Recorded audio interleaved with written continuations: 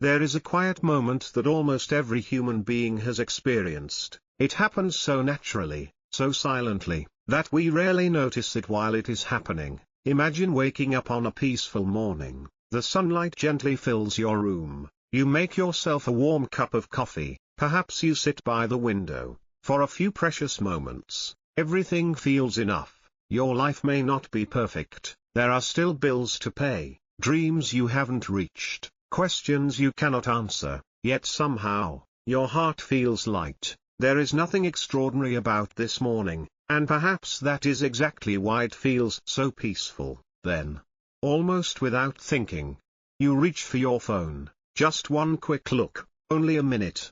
You tell yourself.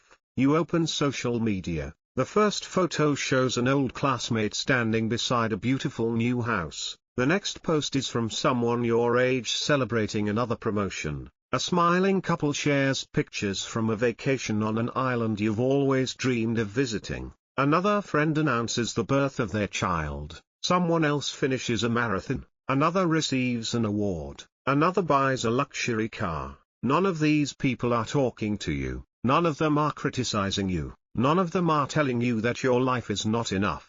And yet, something inside you begins to change. The coffee tastes a little less satisfying. The room feels strangely quieter. The peace that filled your heart only moments ago begins to disappear. What happened? Did your house become smaller? Did your salary suddenly decrease? Did your family stop loving you? Did your body become less healthy? No, nothing in your life actually changed. The only thing that changed was your mind. This is one of the strangest experiences of being human. We can spend an entire day feeling grateful for our lives, until someone else's life enters our awareness. Then suddenly, our own life no longer feels complete. Why? Why does another person's success sometimes make us question our own worth? Why can someone else's happiness become the reason for our own sadness? This question is far older than smartphones, far older than social media, far older than modern civilization itself.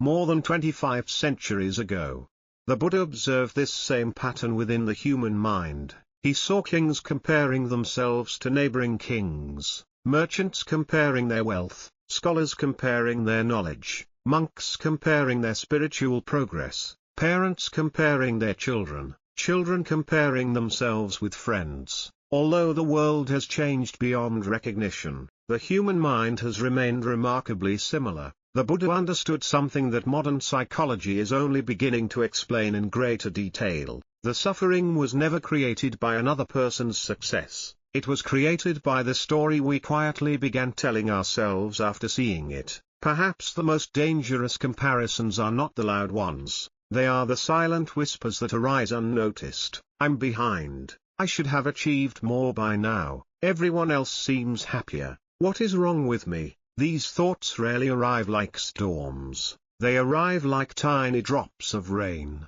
One drop seems harmless, then another, and another, until one day, we find ourselves standing beneath a sky filled with clouds we never realized we had created. But here is something even more surprising. Comparison itself is not the real problem. The mind compares because comparison once helped our ancestors survive. They observed, they learned, they adapted. Without comparison, human civilization might never have developed. The problem begins when comparison stops being a tool for learning, and quietly becomes the measure of our worth. That is the moment suffering begins. A flower never feels inferior because another flower blooms earlier. The moon never envies the sun. The river does not compete with the mountain. Nature grows according to its own conditions. Only human beings have learned to measure the value of their own lives against someone else's journey. Perhaps that is why we so often lose the peace that was already in our hands.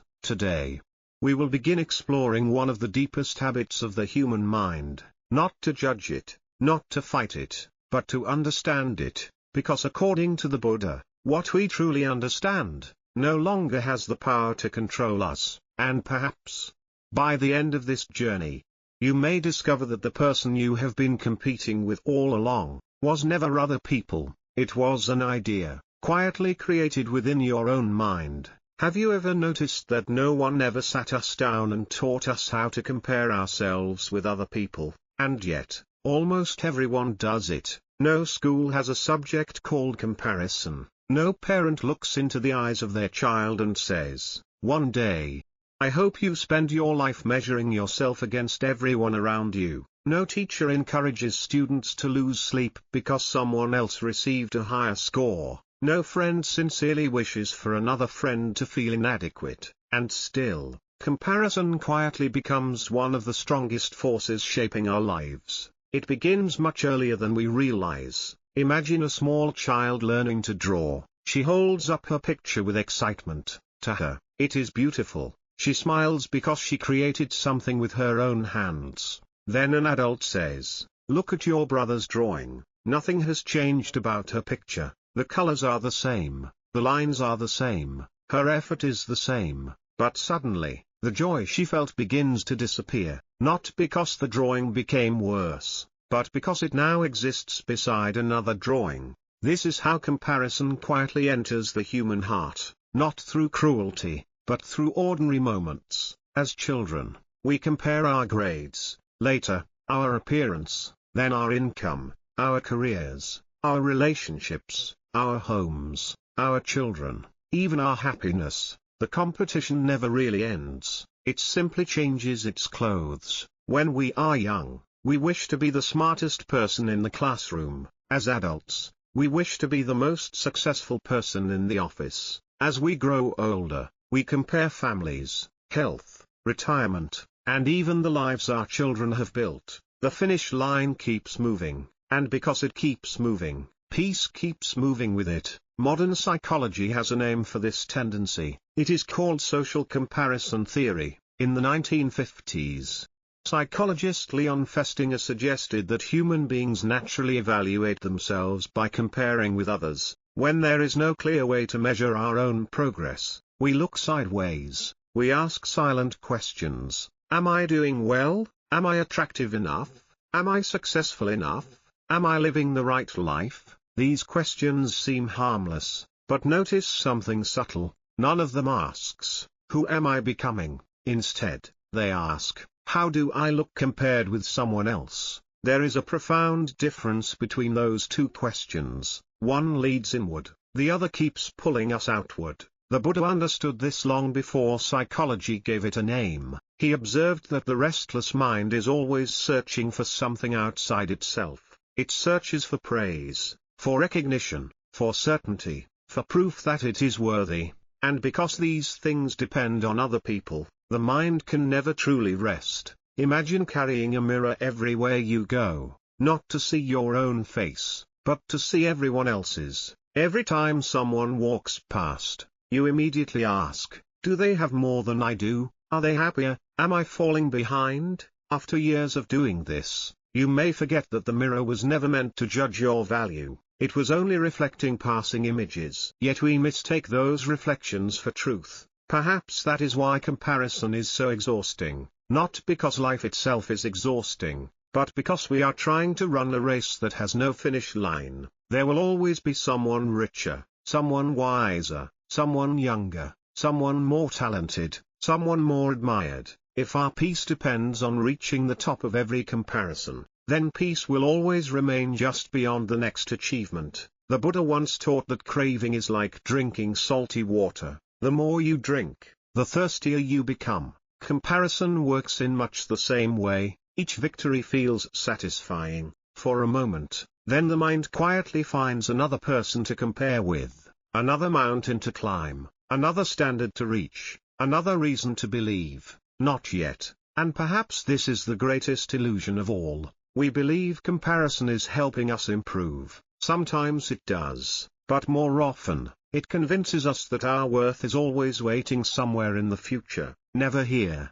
never now, never enough. The tragedy is not that we compare ourselves, the tragedy is that we begin to believe the comparison, and once we believe it, we slowly forget how to see ourselves with kindness. But if comparison has become such a natural habit, can it ever truly end? Or is there another way of looking at ourselves, one that no longer depends on anyone else's success? That is where the Buddha's teaching begins to reveal something extraordinary. If comparison is so common, why did the Buddha see it as a source of suffering? The answer begins with a simple observation. Have you ever noticed that two people can look at exactly the same situation, and experience two completely different realities? Imagine two neighbors living side by side. One morning, both of them see a brand new luxury car parked across the street. The first person smiles. "What a beautiful car," he says. "I wonder how hard they worked to afford it." Then he continues watering his garden. His heart remains peaceful. The second person sees the very same car, but something inside him tightens. A quiet voice begins to whisper, "He's younger than me. How could he afford that? I've worked harder than he has. Life isn't fair." The car hasn't spoken, its owner hasn't insulted him, nothing outside has attacked him, and yet, by lunchtime, his entire day has been ruined. What caused the suffering? Was it the car, or was it the story created by the mind? This was one of the Buddha's greatest discoveries. He taught that suffering is rarely born from the world itself. More often, it is born from the way the mind interprets the world. Imagine wearing a pair of glasses with dark gray lenses. Everywhere you look, the world seems darker. After wearing them for many years, you might forget that the glasses are even there. You begin believing that the world itself has become gray. Comparison works in much the same way. It quietly changes the lens through which we see life. Instead of seeing what we have, we notice what we lack. Instead of appreciating our own journey, we become obsessed with someone else's. Instead of asking, "What blessings are already in my life?" the mind keeps asking, "Why don't I have what they have?"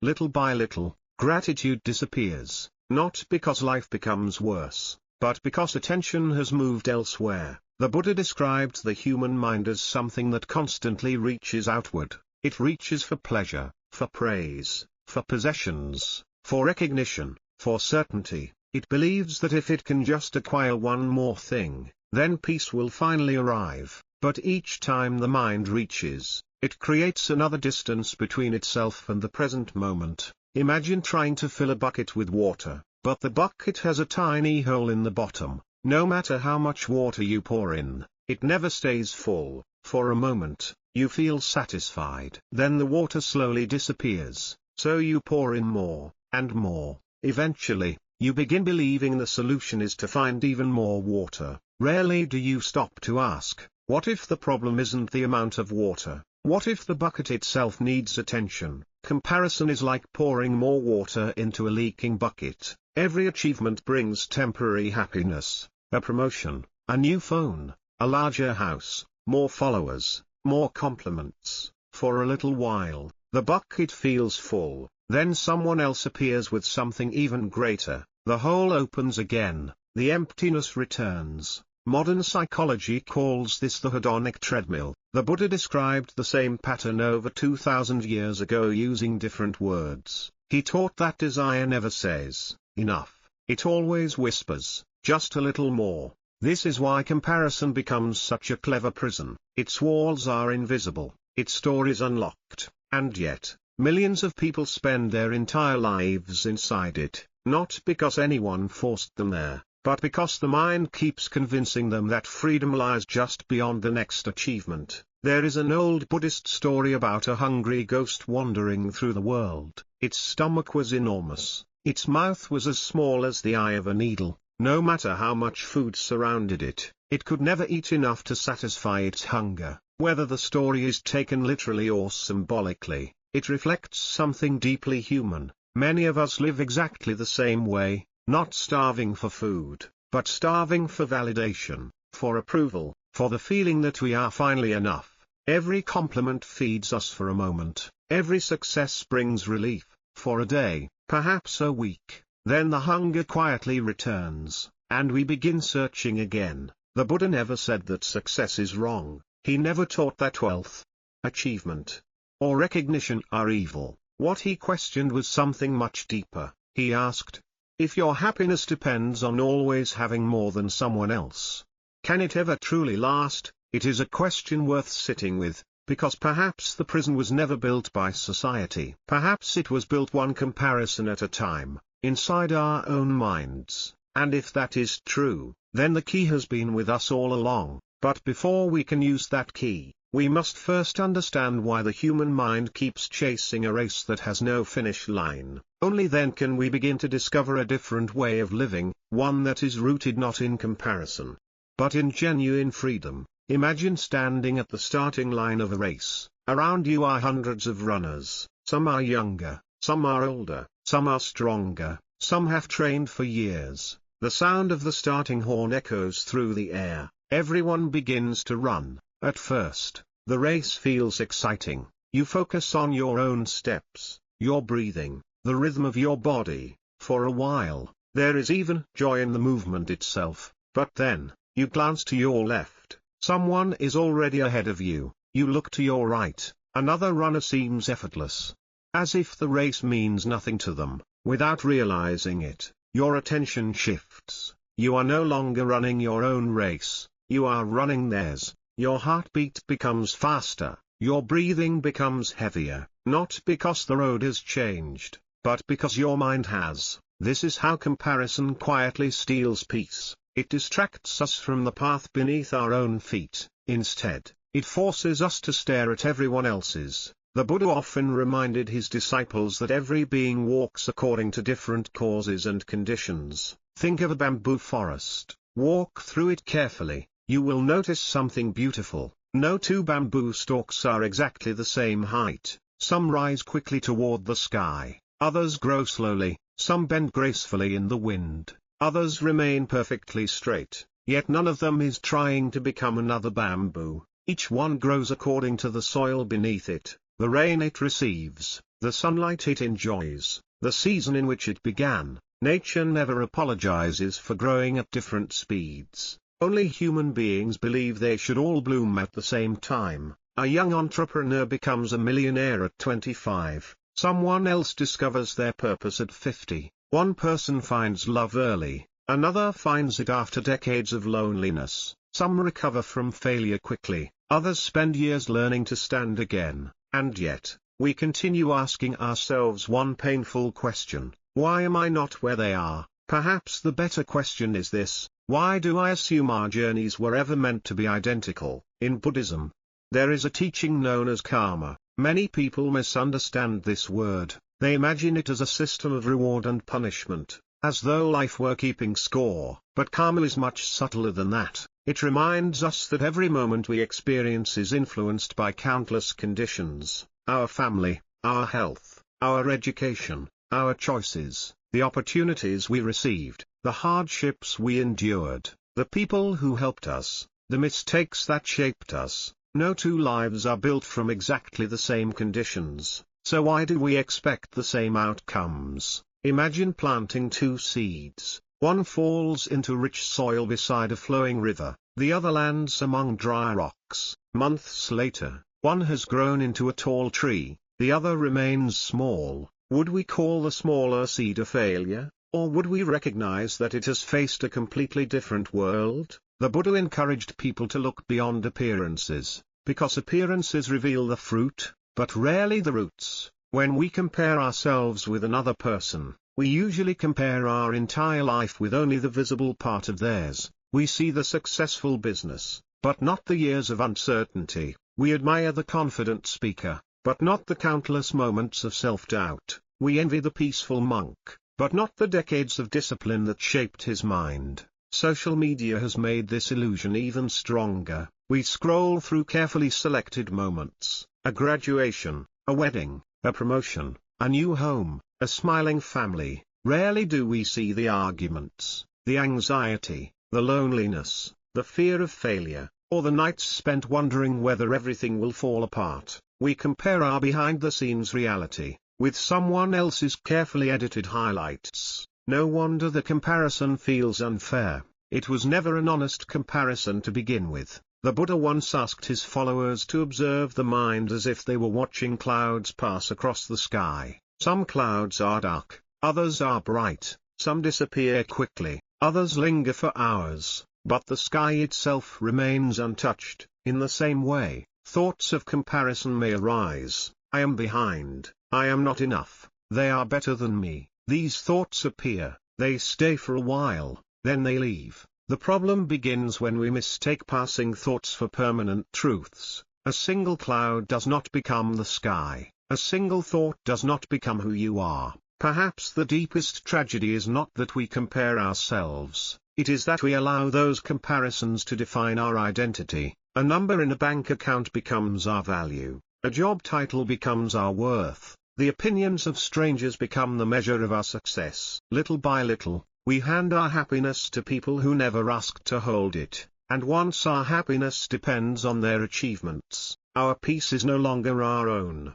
But is it really possible to live without comparison? Or would that mean giving up ambition, giving up growth, giving up the desire to become better? The Buddha's answer may surprise you. He did not teach people to stop growing, he taught them to stop growing from fear, because there is a profound difference between improving yourself out of wisdom, and chasing success because you believe you are incomplete. That difference changes everything. There was a time when comparing ourselves with others was almost unavoidable, but it was also limited. A farmer knew the lives of a few neighboring families, a merchant compared himself with people in the same town, a student admired only a handful of classmates. The world was small, so comparison was small. Today, before breakfast, you can compare your life with thousands of people from every corner of the planet, a billionaire in New York, a celebrity in Seoul, a traveler in Switzerland, an entrepreneur in Singapore,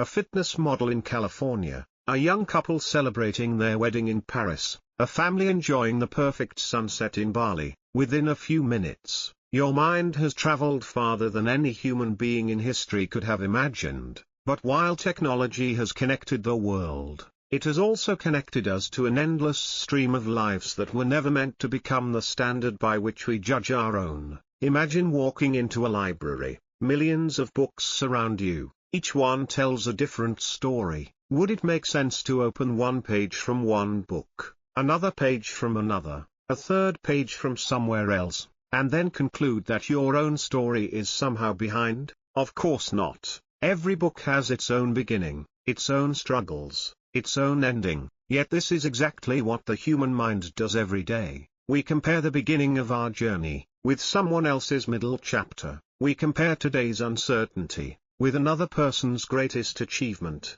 and then we wonder why our hearts feel heavy. The Buddha often reminded his disciples that the world we experience is deeply shaped by perception. Two people may stand beneath the same sky. One sees beauty, the other sees emptiness. The sky has not changed, only the mind that observes it. Social media is not inherently the enemy, it is simply another mirror. The question is not what the mirror reflects, the question is whether we mistake the reflection for reality. Think carefully about the images that fill your screen every day. Perfect smiles, perfect homes, perfect vacations, perfect relationships, perfect careers, perfect bodies. The strange thing is, deep down, almost everyone knows these images are incomplete. We know people choose the happiest photographs, we know they rarely post their failures, we know they hide their fears, and yet, our emotions continue reacting as though everything we see is the whole truth.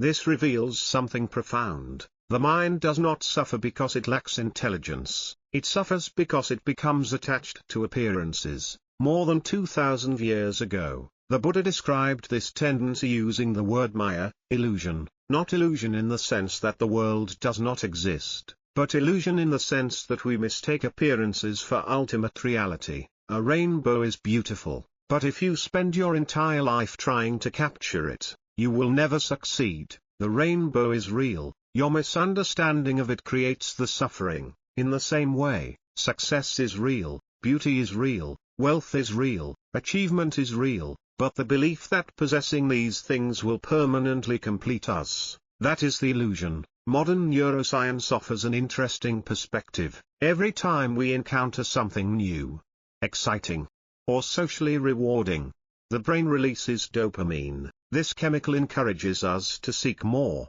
Originally, this system helped our ancestors survive, finding food, building relationships, exploring new environments. But in today's world, the same system can be triggered hundreds of times each day. One swipe, another photo, another achievement, another person who seems happier, another reason to believe we are falling behind. The mind never has time to rest. It keeps searching, scrolling, comparing, hoping, never realizing that what it seeks cannot be found at the bottom of another screen. There is an old Buddhist story about a monkey trapped by nothing more than its own hand. Hunters would place sweet fruit inside a narrow jar. The monkey reached in and grabbed the fruit, but once its fist closed, it could no longer pull its hand back through the opening. Freedom required only one simple action: let go. Yet the monkey refused. It screamed, it struggled, it exhausted itself,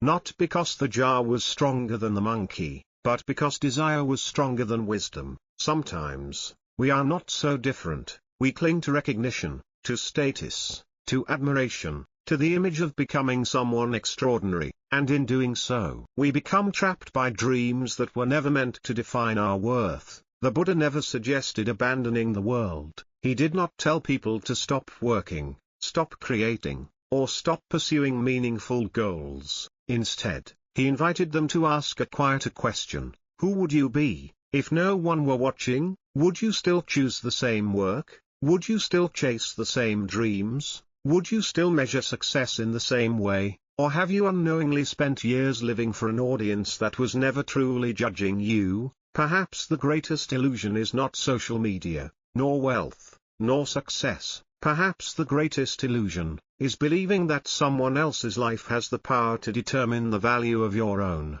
The moment we see through that illusion, something remarkable begins to happen. For the first time, we stop looking sideways, and we begin looking inward. That is where freedom quietly begins. There is a question so simple that most people never think to ask it: who are you? At first, the answer seems obvious. You might say your name, your profession, your age, your nationality, your achievements, your failures, your memories, your dreams. But imagine something for a moment. Imagine meeting yourself from 10 years ago, the person you were back then, the things you believed, the music you loved, the fears that kept you awake, the dreams that once felt impossible. Would you honestly say that person is still exactly you? Probably not. Now imagine yourself 20 years from today. Your hair may have turned grey, your body may move more slowly, the people around you may have changed completely,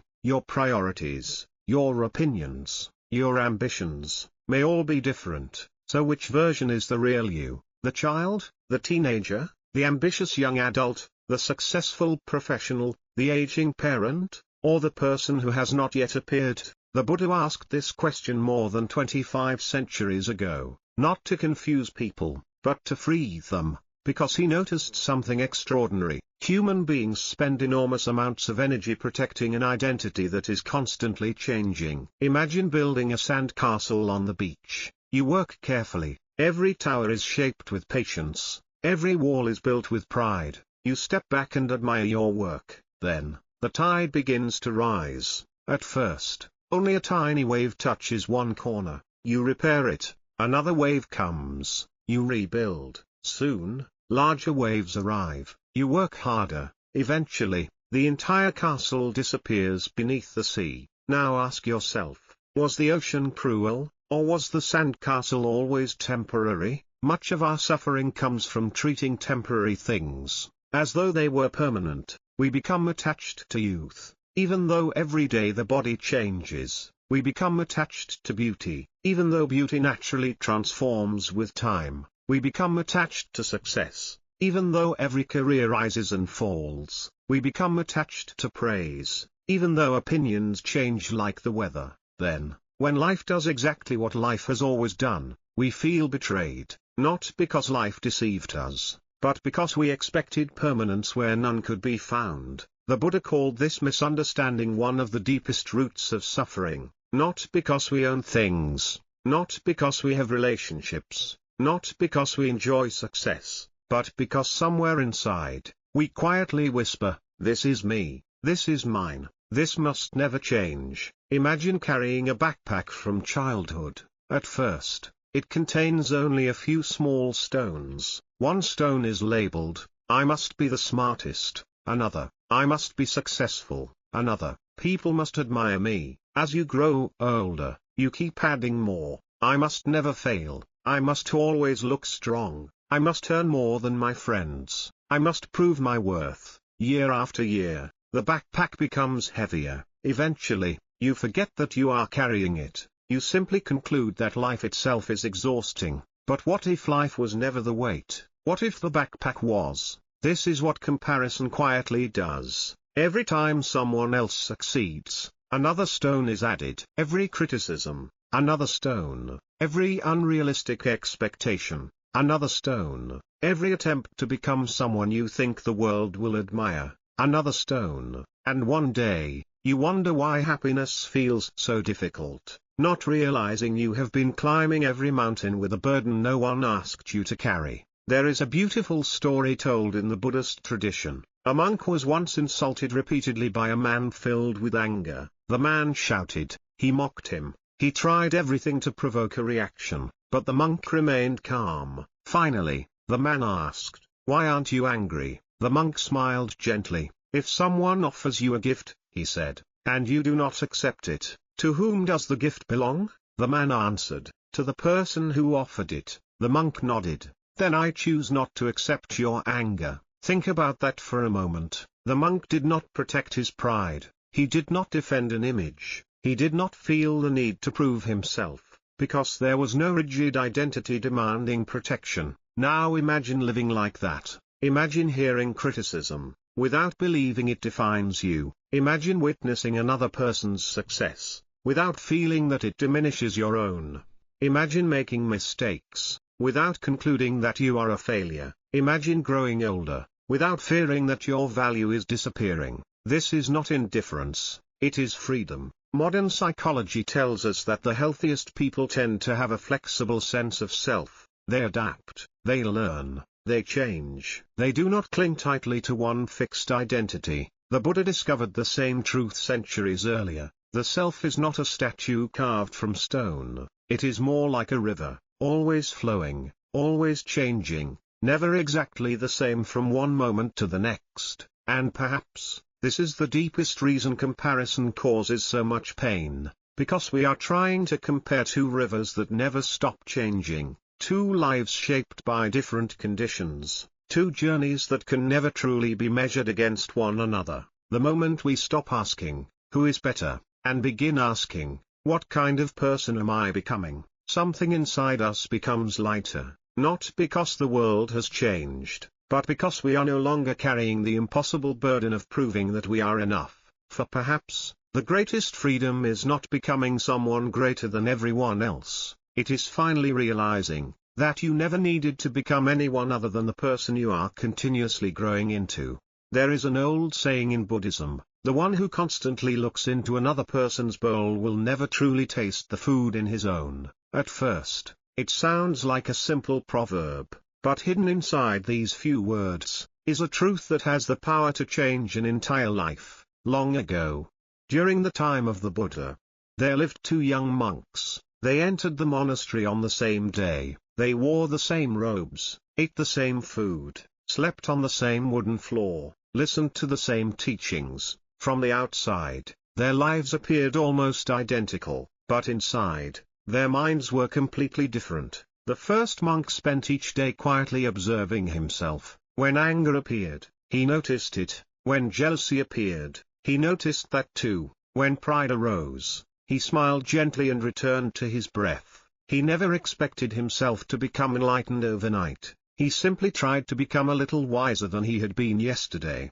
The second monk lived very differently. Every morning, instead of observing his own mind, he observed everyone else's. That monk meditates longer than I do. That monk understands the teachings faster. Why does the Buddha praise him more often? Perhaps I am not good enough. Days became months. Months became years. The first monk walked more slowly, but his heart became lighter. The second monk walked more quickly, but his heart became heavier. One evening, after meditation, the second monk could no longer hide his frustration. He approached the Buddha. "Blessed One, he asked. We began this journey together. We hear the same teachings, we practice the same meditation. Why does he seem so peaceful, while my mind grows more restless each day? The Buddha looked at him with great compassion. Then he asked only one question: when you eat your meal, whose bowl do you spend more time looking at? The monk lowered his eyes, because he already knew the answer. The Buddha continued, if your eyes are always fixed upon another person's bowl, you will never notice whether your own hunger has been satisfied. There was silence, a long, gentle, transforming silence. Perhaps the Buddha was not speaking only about food. Perhaps he was speaking about life itself. How often do we ignore the blessings already resting quietly in our own hands, because our attention has wandered into someone else's life? A loving family becomes invisible because someone else's family appears happier. A meaningful career feels insignificant because another person earns more. Good health is taken for granted until we compare ourselves with someone younger. A peaceful afternoon is interrupted by a photograph from someone else's vacation. Nothing was missing until comparison convinced us that something was. There is another story from the forests of Southeast Asia. A traveler once stopped beneath two magnificent trees. One tree was tall and covered with sweet fruit, the other was smaller. Its branches held only a few blossoms. The traveler asked an old monk, why isn't the smaller tree ashamed? It produces so much less. The monk smiled. He gently touched the trunk of the smaller tree. Then he said, this tree has never met the other one. The traveler looked confused. The monk continued, it simply grows toward the sunlight it receives. How different our lives might become, if we learned from that tree. Flowers never bloom all on the same day. Some open in early spring, others wait until summer. Some blossom only once each year, others bloom again and again. No gardener becomes angry because a rose refuses to bloom like a lotus. Each flower carries its own season. The Buddha often encouraged his disciples to observe nature carefully, not because nature speaks with words, but because it teaches without speaking. The moon never competes with the stars, the river never envies the mountain, the eagle does not wish to swim like the fish, the bamboo does not apologize for growing differently from the oak. Everything fulfills its own nature. Only human beings imagine they must become someone else before they are worthy of peace. Perhaps that is why comparison is so exhausting. It asks us to abandon our own path, and spend our lives walking roads that were never meant for us. There is a quiet tragedy hidden inside this habit. When we constantly compare ourselves, we are rarely present enough to notice who we are becoming.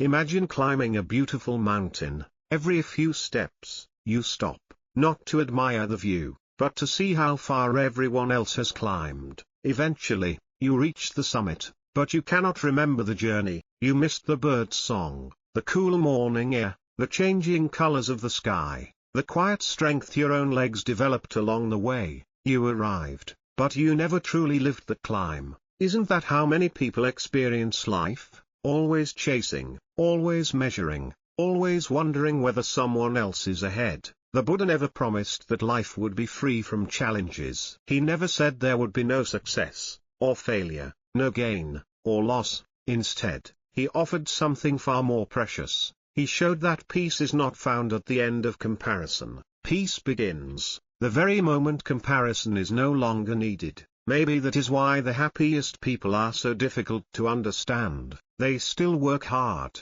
they still dream, they still grow, but they no longer grow because they are trying to become better than someone else. They grow because growth itself has become an expression of gratitude, and perhaps, that is the only race worth running. Imagine buying something you have dreamed about for years. Perhaps it is a beautiful house, a new car, the latest phone, or maybe, it is not an object at all. Perhaps it is the promotion you worked tirelessly to earn, the degree you stayed awake countless nights to achieve, the recognition you secretly hoped would finally make you feel enough. The day finally arrives, you feel excited, your heart races. For a moment, everything seems exactly as you imagined. You smile more, you walk differently, you begin believing that life has finally changed, and perhaps, it has. But then something strange begins to happen. A week passes, then another. A month later, the excitement quietly fades. The house is no longer extraordinary.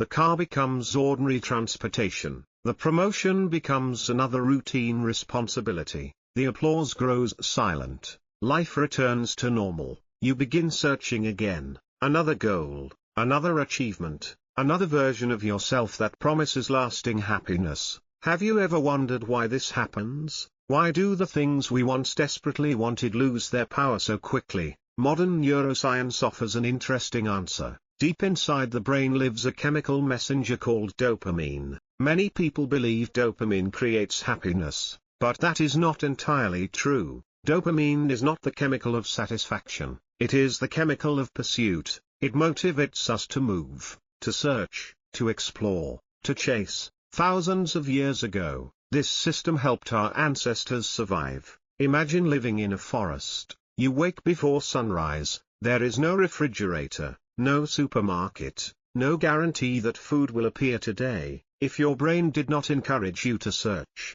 you would simply sit beneath a tree until hunger overcame you. So evolution rewarded curiosity, movement, discovery. Every successful search strengthened the desire to search again. Without this system, human beings might never have survived. The Buddha observed exactly the same pattern. Although he never used the word dopamine, he spoke often about craving. He described it as a fire that keeps asking for more fuel, not because the fire is evil, but because that is its nature. Imagine placing one piece of wood into a fire. Does the fire say, "Thank you, I have enough"? No, it immediately reaches for the next piece, then another, then another. Craving behaves in exactly the same way. It tells us, just one more achievement, one more promotion, one more compliment, one more follower, one more success. It always sounds reasonable, always temporary, always convincing.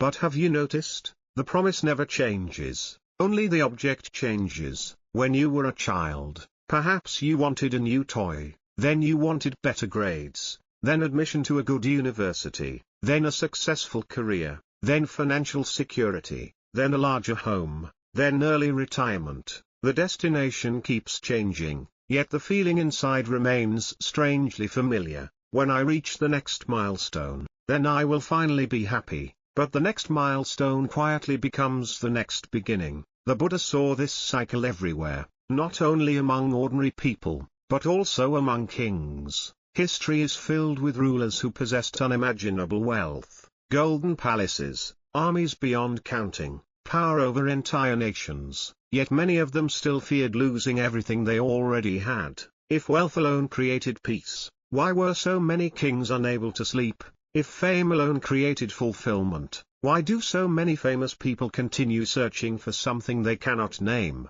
Perhaps because the mind was never hungry for possessions alone. It was searching for a feeling that possessions could never permanently provide. Imagine trying to fill the sky with your hands. No matter how much you gather, there is always more space waiting. That is the nature of craving. It has no natural ending, and comparison quietly pours fuel onto that fire. Without comparison, your new home might feel wonderful, but then you visit someone whose home is twice as large. Suddenly, your joy begins to shrink. Without comparison, your salary may seem more than enough.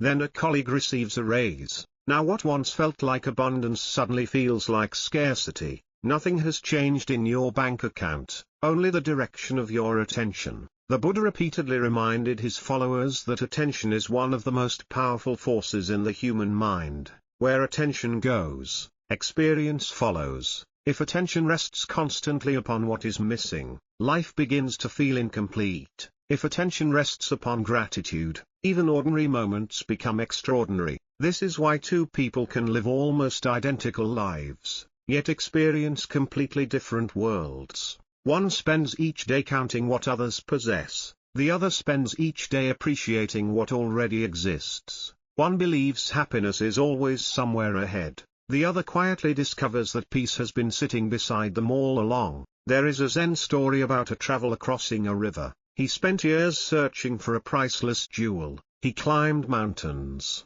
crossed deserts, visited temples, met wise teachers, yet he never found what he sought. One evening, an old monk looked at him and smiled. "You have searched everywhere."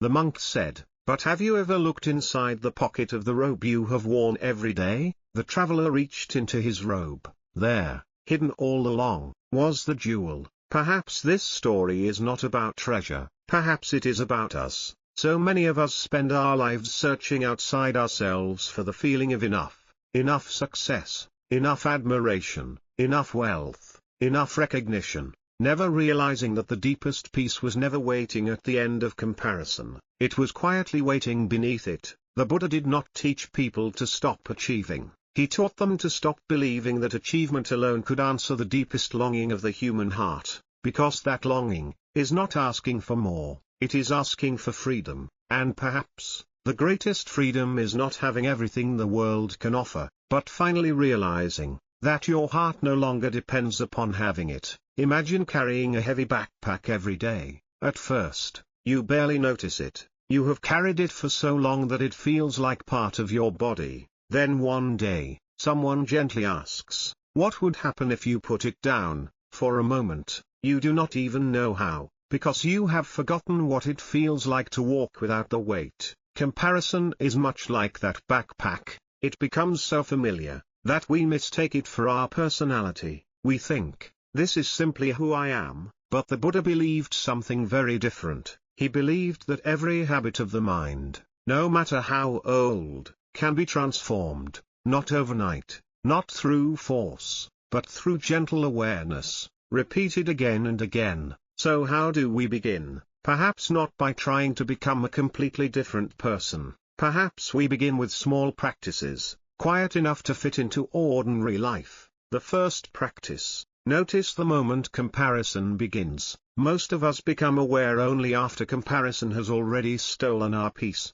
We notice the sadness, the frustration, the feeling of not being enough, but rarely do we notice the very first moment it begins. The Buddha compared mindfulness to lighting a lamp inside a dark room. The darkness may have existed for years, yet the moment the lamp is lit, everything becomes visible. The next time you open social media, pause for a moment, observe your thoughts, observe your breathing, observe the subtle change inside your heart. Did peace disappear the moment you saw someone else's success, or did it disappear the moment your mind created a story about what that success meant? That small observation changes everything, because awareness interrupts habit. The second practice: celebrate someone else's joy. This may sound surprisingly difficult. When another person succeeds, our first reaction is often comparison, but Buddhism teaches the practice of mudita, the joy that arises from another person's happiness.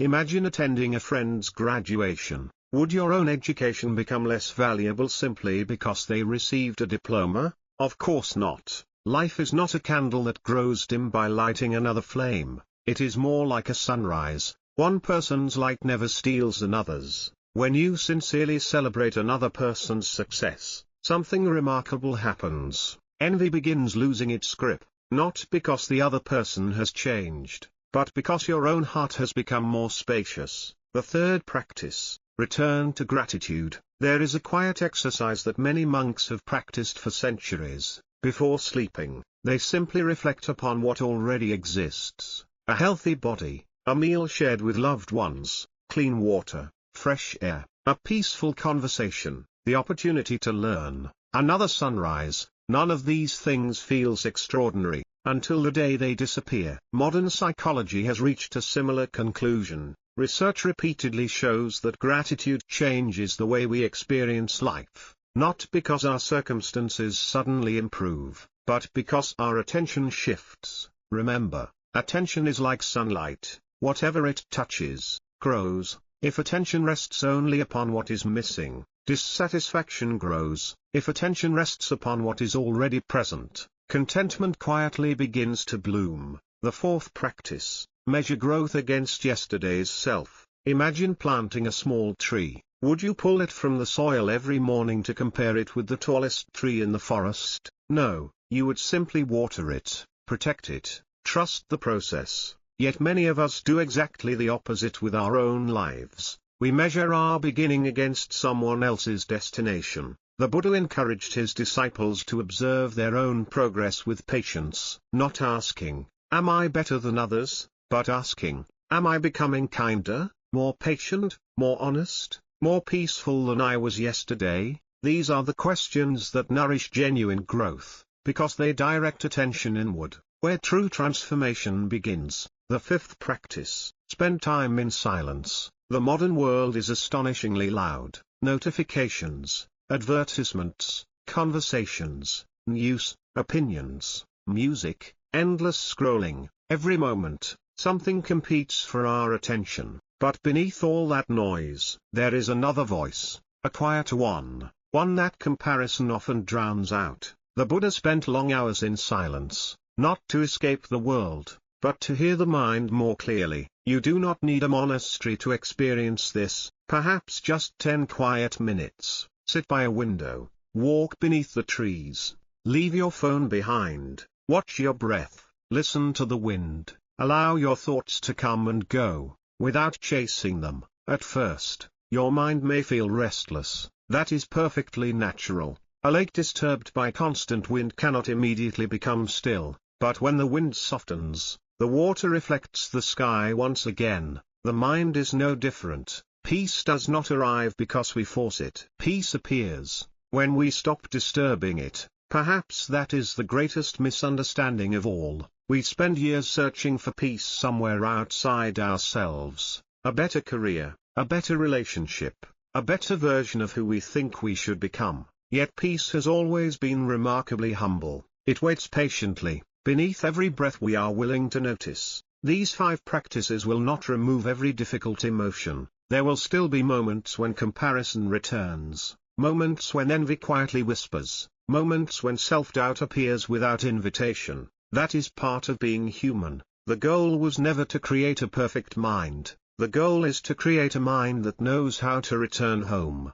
And each time you gently bring your attention back, you take one more step toward a freedom that no achievement, no amount of wealth, and no comparison with another person could ever provide. Imagine that it is many years from now. You have lived a long life. There were victories, there were disappointments, dreams that came true, dreams that quietly faded away. People entered your life, some stayed, some left. Your hair has turned gray, your hands carry the gentle marks of time. One quiet evening, you sit alone beneath the same open sky that has watched over you since childhood. The world is peaceful, the wind moves softly through the trees. For the first time in a long while, there is nowhere you need to be, nothing you need to prove, nothing you need to chase, only this moment. As you sit there, you begin looking back over your life. You remember all the years you spent worrying about whether you were successful enough,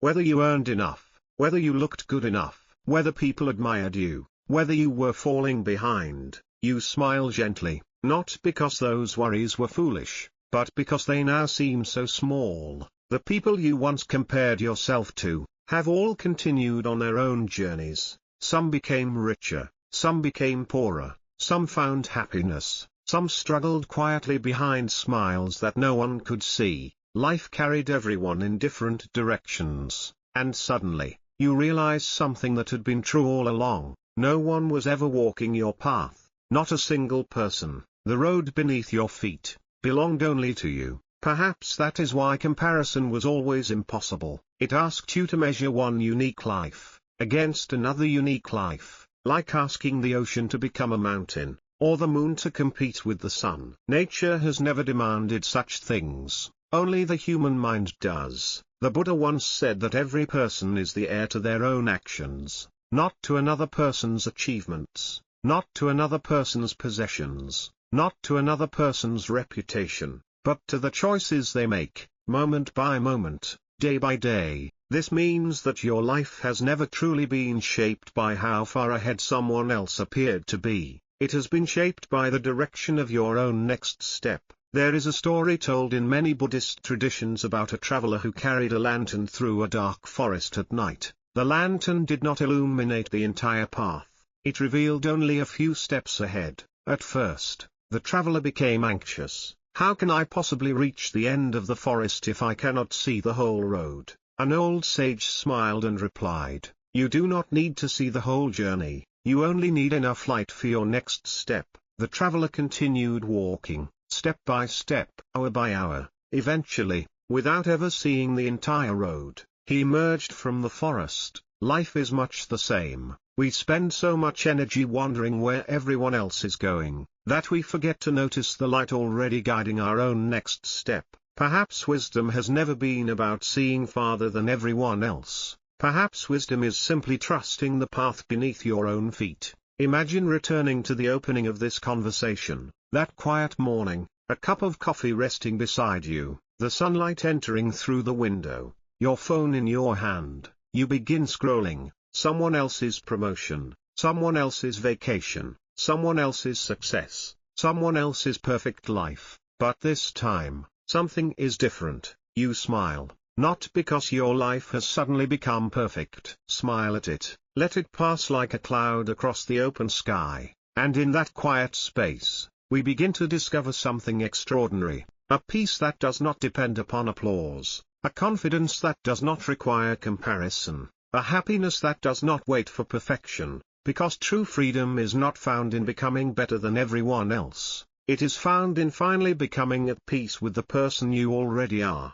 while continuing to grow with wisdom, compassion, and gratitude. Perhaps the greatest question was never, how can I become more successful than others? Perhaps the question has always been, when I reach the end of my life, will I have lived as the truest version of myself? If the answer to that question is yes, then no comparison could ever make your life feel small. Because a life lived with awareness, with kindness, and with an open heart, is never a life lived behind. It is simply, a life fully lived. Thank you for taking this journey with me. If today's reflection brought even a small moment of peace, carry that peace into tomorrow, not by trying to become someone else, but by becoming a little more present, a little more compassionate, and a little more grateful, for the life that has always been yours.